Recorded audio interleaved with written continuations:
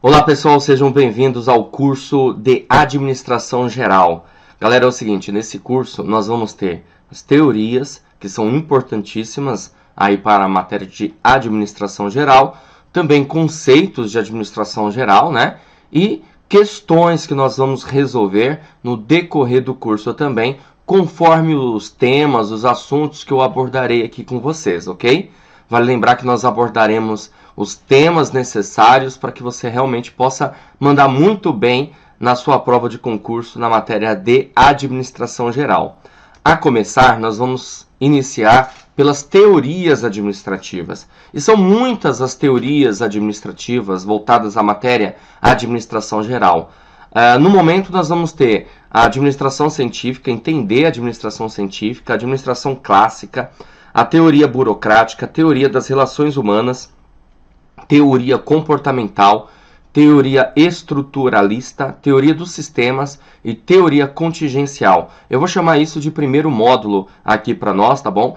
Esse módulo, inicialmente, nós vamos dar ênfase às teorias administrativas. Por quê? Porque a partir do momento que nós entendemos bem a respeito das teorias administrativas, o restante da matéria necessária vai ficar muito mais prático, vai ficar muito mais fácil para que você possa compreender.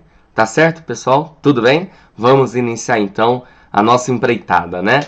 Bom, iniciando, claro, a primeira coisa que nós precisamos saber e entender o que é a administração. O que vem a ser a palavra administração? Qual o seu significado? Bom, administração, pessoal, é uma ciência. Deixa eu só pegar aqui o marca-texto para você acompanhar comigo, ó, que a administração é uma ciência que, por meio de suas técnicas, que é o que a gente vai ver, na verdade, que a administração utilizará de técnicas administrativas, que é justamente permitir o planejar, o organizar, o dirigir e o controlar de todos os seus recursos, visando atingir os seus objetivos propostos, né?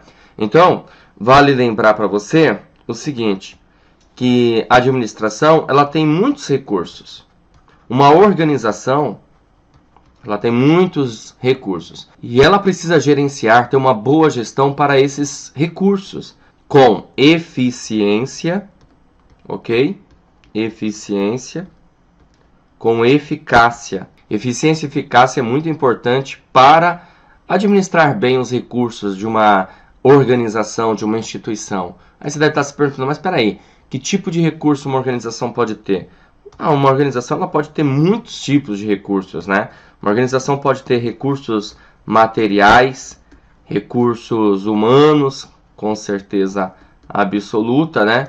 Recursos tecnológicos, tudo bem, tecnologia, insumos de produtos, tá certo? Recursos financeiros, não podemos esquecer dos recursos financeiros que uma organização vai ter. Então, assim, muitos são os recursos que uma organização, uma instituição, entidade, empresa, até mesmo pensando aí no órgão público, né, vai ter.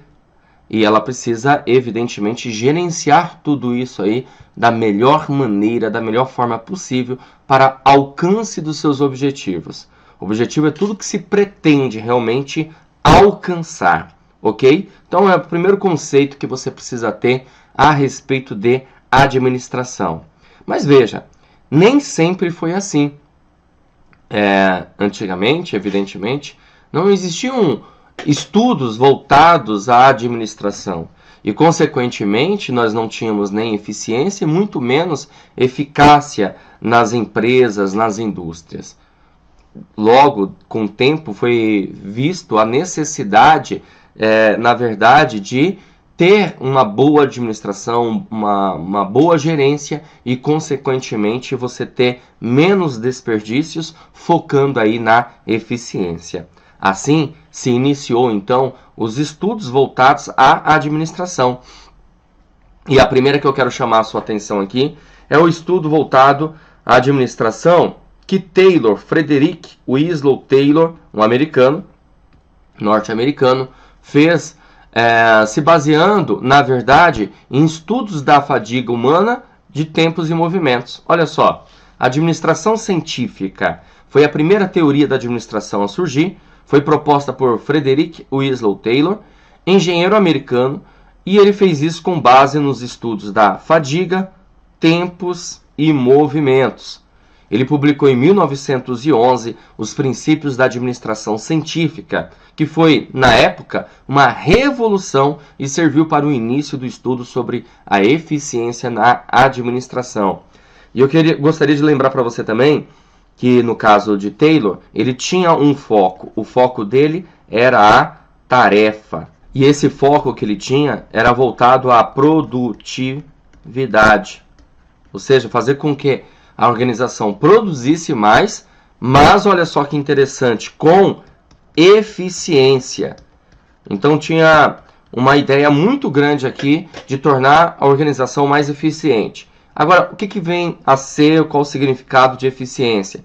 Eficiência é você utilizar o recurso que você tem, né, da maneira certa, da forma correta, fazer mais com menos, sem desperdícios. Então era isso que focava aí Taylor. Então evidentemente que ele trabalhou com esse intuito.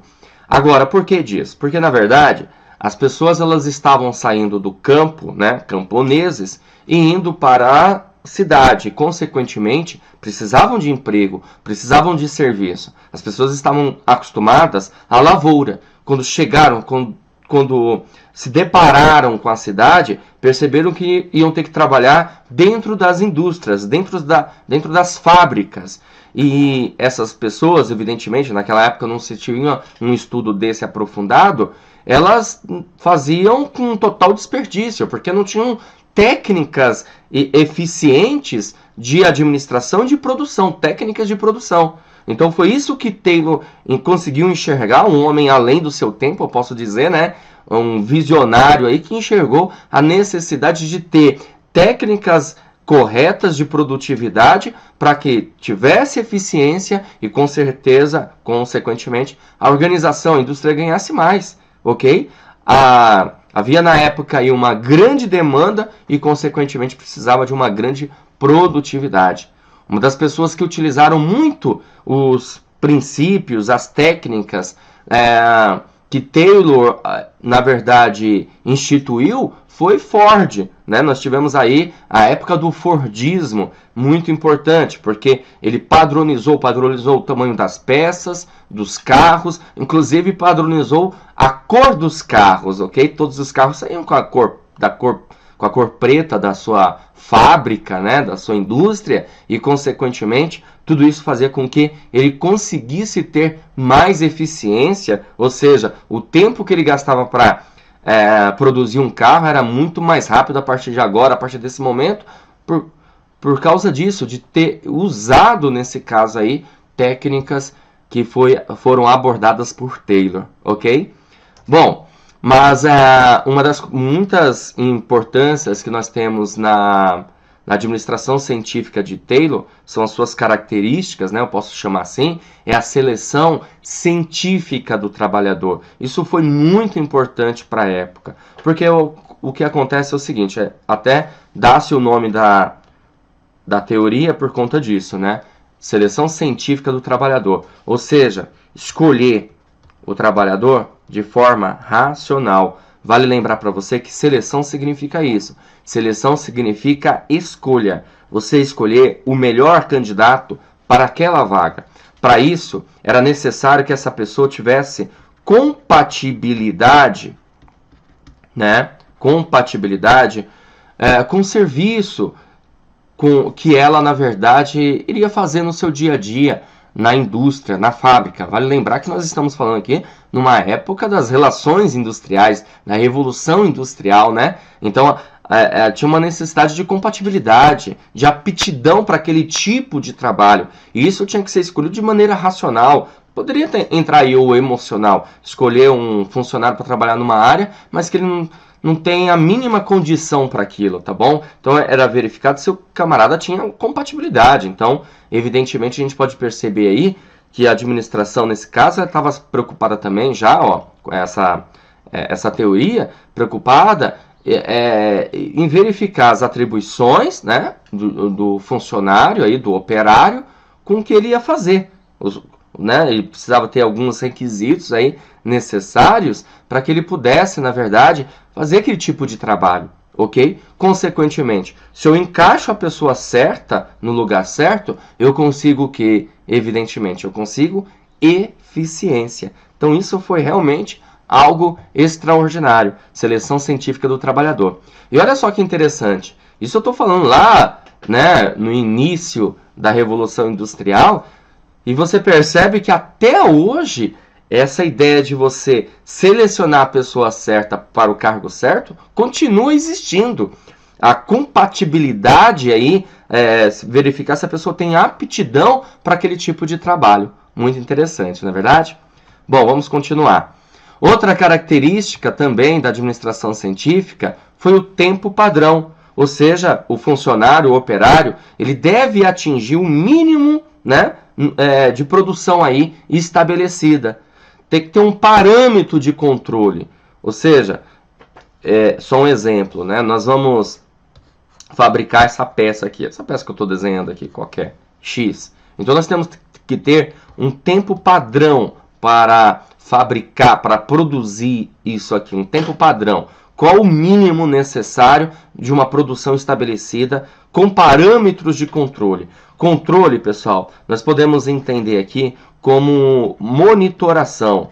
Eu preciso monitorar o trabalho do funcionário. Eu preciso ter um controle disso, uma fiscalização. Então aqui você vai ver que a gente vai ter um supervisor, né? Uma pessoa que vai supervisionar todos os outros operários, fiscalizando esse controle aí de produção, dentro de um padrão estabelecido de tempo, de prazo, para que você possa, na verdade, fazer um número X de peças, produzir um número X de peças, ok? Bom, outra característica importante foi o plano de incentivo salarial, que ele deveria ser proporcional ao número de unidades produzidas. Então é bem interessante isso, porque aqui apareceu algo extraordinário também nas características da administração científica, que muitas pessoas pensam assim, essa época era uma época de escravidão, onde as pessoas trabalhavam e só quem ganhava era o patrão. Não é bem assim não, viu? Na verdade, a administração científica de Taylor é uma administração voltada a todos se enriquecerem. Claro, evidentemente mais o patrão, evidentemente, mas também o operário que ele tenha condições de ganho. Até porque, naquela época, a motivação, o que se falava sobre motivação, era dinheiro, era salário, era grana no bolso, tudo bem? Então existia um plano de incentivo salarial, ou seja, quem produzisse mais, ganhava mais. A motivação era isso, na verdade. Não existia a ideia de algo motivacional voltada a aspectos psicológicos. Nessa época, não. De Taylor, não. A motivação aqui, ela era baseada em pressupostos materialistas. Tudo bem? Então, veja bem. Se a pessoa produz mais, então, consequentemente, ela ganha mais. Apareceu esse conceito aqui de homo econômicos, que vocês estão vendo aí, tá bom? Na tela. Ou seja, proporcional ao número de unidades produzidas. Você produz mais, você ganha mais. Consequentemente, você vai ter mais dinheiro no bolso. E aí, qual que era a menção e o conceito disso tudo? É que os operários, eles queriam trabalhavam,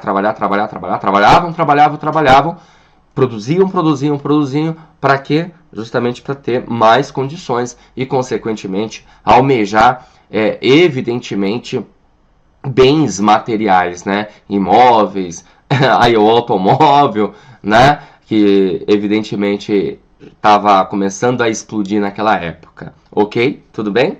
Vamos caminhar. Olá pessoal, sejam bem-vindos a Vencendo Concursos. Você acaba de assistir uma parte de uma das aulas que nós estamos preparando para vocês no concurso do Ministério Público da União para técnico administrativo, onde você terá a teoria e questões também. Curso completo, curso online, acesso ilimitado, onde você poderá assistir quantas vezes você quiser e terá acesso até a data da prova, independentemente quando acontecer. Você terá material em PDF e mais todos os vídeos necessários para compreensão e entendimento da matéria, tanto da parte teórica como também as questões, resolução de questões, ok? Bom, quanto custa esse curso para você? Apenas R$ 254,90 ou em 3 parcelas de R$ 85.